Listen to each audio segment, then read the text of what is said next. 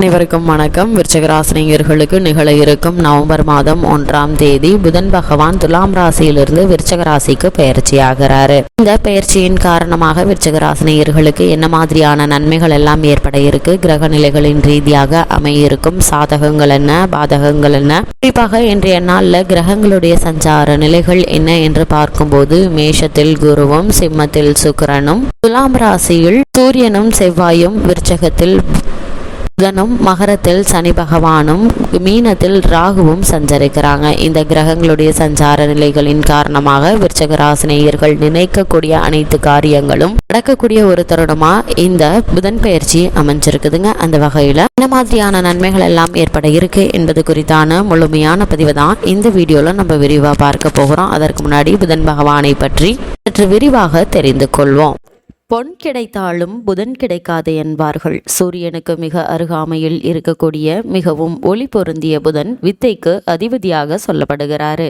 அறிவால் எதிரிகளை பந்தாடும் வீரியத்தை தருகிறாரு. மிதுனமும் கன்னியும் அவரது ராசிகள். நட்பை கொண்டாடுபவர் என்பதால் காலச்சக்கரத்தின் 3 மற்றும் 6ஆம் இடம் புதனுக்கு தரப்பட்டது. ஒரு ஜாதகத்தில் புதன் நல்ல ஒரு அமைப்பில் இருந்தால் கல்வி கல்லாமல் பாகம் புகட்டும் அளவிற்கு, அதாவது அவரிடமிருந்துதான் மற்றவர்கள் படிப்பார்கள் என்ற அளவிற்கு அத்தனை நுட்ப அறிவை புதன் கொடுப்பாரு. புதனுடைய வலுவை புரிந்து கொண்டால் நாம் நம்முடைய விருப்பத்திற்கு ஏற்ப வாழ்வை அமைத்து கொள்ளும் வழியும் நமக்கு கிடைக்கும். புதனை பொறுத்த வரைக்கும் படிப்பு தருவதில் வல்லவராக இருக்கிறாரு. அறிவு சுடர் தரும் புதன் கல்வி சம்பந்தமான நன்மைகளை ஏற்படுத்துவார். அந்த படிப்பு ஸ்தானம் 2ஆம் பாவம் ஆரம்ப கல்வியை குறிப்பது, 4ஆம் பாவம் உயர்கல்வியை குறிப்பது, 5ஆம் பாவம் மேல் கல்வியையும், 9ஆம் பாவம் ஆராய்ச்சி படிப்புகளையும் குறிப்பது. இந்த ஸ்தானங்களோடு புதன் நல்ல விதத்தில் தொடர்பு கொண்டால் அறிவும் ஆராய்ச்சியும் சுடர்விட்டு பிரகாசிக்கும். ஒருவேளை இவ்வளவு நன்மைகளை வாரி வழங்கக்கூடிய புதன்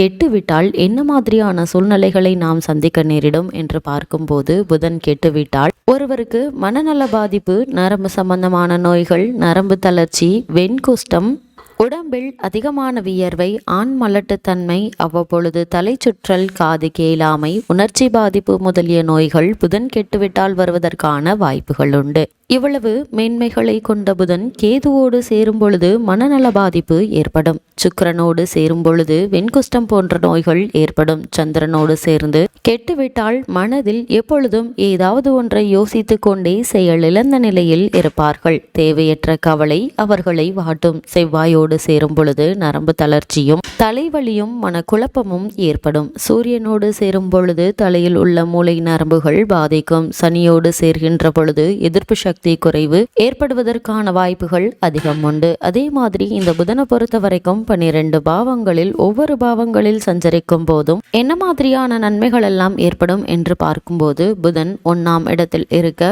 புத்தி சாதுரியம், இலக்கிய ஈடுபாடு, உயர்கல்வி உண்டாகும். 2ஆம் இடத்தில் இருக்க இனிமையாக சபையை மயக்கும் பேச்சும், 3ஆம் இடத்தில் இருக்க கஞ்சத்தன்மை ஆனால் பெண்களை கவர்ந்தெழுக்கும் தன்மையும், 4ஆம் இடத்தில் இருக்க உயர்கல்வி, பூர்வீக சொத்து கிடைக்கும். 5ஆம் இடத்தில் இருக்க தாய்மாமனுக்கு தொல்லைகள் ஏற்படும். 6ஆம் இடத்தில் இருக்க கல்வி தடைப்படும். 7ஆம் இடம் நல்ல மனைவி, மனைவி மூலம் செல்வம். 8ஆம் இடத்தில் இருக்க தீர்க்காயுள், நல்ல மக்கட்பேறு. 9ஆம் இடத்தில் இருக்க இசை ஆர்வம், கலைகளில் நாட்டம் உண்டாகும். புதன் 10ஆம் இடத்தில் இருக்க பேராசிரியர், நல்ல உத்தியோகம் உண்டாகும். புதன் 11ஆம் இடத்தில் இருக்க லாபமும் செல்வமும் உண்டாகும். புதன் 12ஆம் இடத்தில் இருக்க தர்ம சிந்தனை இருக்கும். சில ஜாதகங்களில் தாயாருடைய உடல் நலனில் சிறு பின்னடைவு ஏற்படுவதற்கான வாய்ப்புகள் உண்டு. இவ்வளவு மேன்மைகளை கொண்ட புதனுக்குரியவை என்ன என்று பார்க்கும்போது, புதனுக்குரிய தானியம் பச்சை பயிறு, மலர், வெண்காந்தல், ஆயில்யம், கேட்டை, ரேவதி ஆகிய 3 நட்சத்திரங்களும் புதனுக்குரியவை.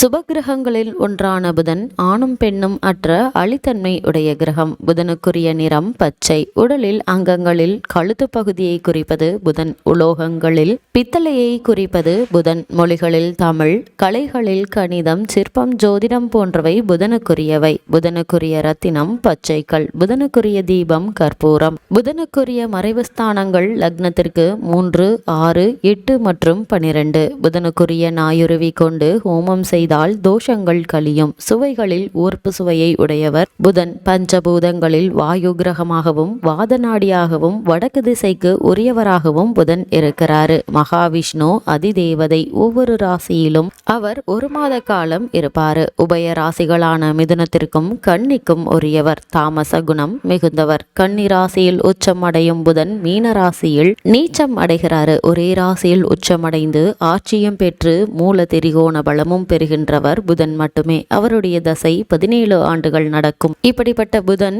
பஞ்ச மகாபுருஷ யோகங்கள், அதாவது பத்திர யோகம் தருவதில் வல்லவர். பஞ்ச மகாபுருஷ யோகம் என்று 5 யோகங்களை சொல்வார்கள். அதிலே ஒரு யோகம்தான் இந்த பத்திர யோகம். புதன் ஆட்சி அல்லது உச்சம் பெற்று லக்னத்திற்கோ சந்திரனுக்கோ கேந்திரத்தில் நிற்பது இந்த யோகத்தை காட்டும். இந்த யோகம் பலமாக உள்ளவர்கள் புதன் திசை நடக்கும் பொழுது மிக பெரிய நன்மையை பெறுவார்கள். அவர்களது தோற்றமும் பேச்சும் எடுப்பாகவும் கம்பீரமாகவும் இருக்கும். சபைகளில் அவர்கள் பேசினால் கூட்டம் மெய் மறந்து கேட்டுக்கொண்டிருக்கும். நிறைய சம்பாதிப்பார்கள். பேச்சு தொழிலின் மூலமாக அல்லது பத்திரிகை தொழிலின் மூலமாக அல்லது எழுத்துத்துறையின் மூலமாக அதிக வருமானத்தை பெறுகின்ற வாய்ப்பினை இந்த பத்திர யோகம் கொடுக்கும். மிக பெரிய புகழையும் தரும். பல வெற்றியாளர்களுடைய ஜாதகத்தில் இந்த பத்திர யோகத்தை நம்மால் காண முடியும். இவ்வளவு மேன்மைகளை கொண்ட புதன் பகவான் விருச்சிக ராசியில் சஞ்சரிக்கக்கூடிய இந்த காலகட்டங்கள்ல விருச்சிக ராசி நேயர்களுக்கு என்ன மாதிரியான சாதகங்கள் எல்லாம் ஏற்பட இருக்கு என்று பார்க்கும்போது உங்களுடைய முயற்சிகள் அனைத்துமே வெற்றி கிடைக்க இருக்குதுங்க. குறிப்பா குடும்ப பொருளாதார நிலையை மேம்படுத்துவதற்கான முயற்சிகளை நீங்கள் மேற்கொள்ளும் போது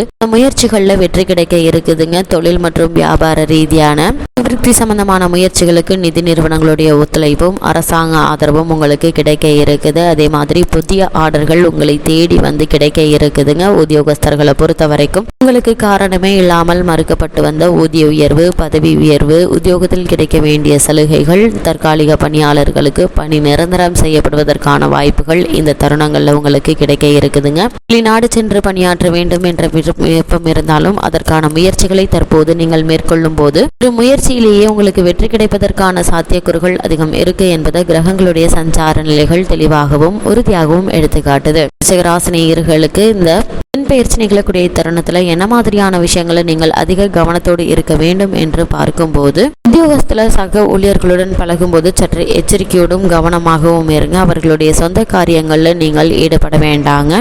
அதே மாதிரி அலுவலக ஆவணங்களை கையாளும் போதும் சரி, அலுவலக பணப்பொறுப்பில் உள்ளவர்கள் சற்று எச்சரிக்கையாகவும் கவனமாகவும் இருப்பது நல்லது. தொழில் மற்றும் வியாபாரம் செய்பவர்கள் புதிய முதலீடுகளில் ஈடுபடும் போது சற்று எச்சரிக்கையோடு இருங்க. குடும்பத்தில் தேவையில்லாத வீண் வாக்குவாதங்கள் ஈடுபடும் போது அவர்கள் நீங்கள் தலைவிட வேண்டாங்க. நீங்கள் உண்டு, உங்களுடைய வேலை உண்டு என்று இருப்பது நல்லது. தேவையில்லாத வீண் வாக்குவாதங்களில் ஈடுபடும் போது அந்த பிரச்சனை உங்கள் மீது திரும்புவதற்கான வாய்ப்புகள் அதிகம் இருக்கு என்பதை கிரகங்களுடைய சஞ்சார நிலைகள் உங்களுக்கு அறிவுறுத்துது. விருச்சிக ராசி நேயர்களுக்கு இந்த புதன் பெயர்ச்சி நிகழக்கூடிய தருணத்துல கிரக நிலைகளின் ரீதியாக கூறப்படும் பரிகாரம் என்ன என்று பார்க்கும்போது வீட்டிற்கு அருகாமையில் உள்ள பெருமாள் ஆலயத்திற்கு சென்று அங்கு நெய் தீபம் ஏற்றி வைத்து வழிபடுவதன் மூலமாக ஏற்பட்டு கொண்டிருக்கும் தடங்கல்கள், தாமதங்கள் நீங்கி எண்ணற்ற நன்மைகள் உங்களுடைய வாழ்வில் ஏற்படும் என்பதை கிரக நிலைகள் உங்களுக்கு தெளிவுபடுத்துது.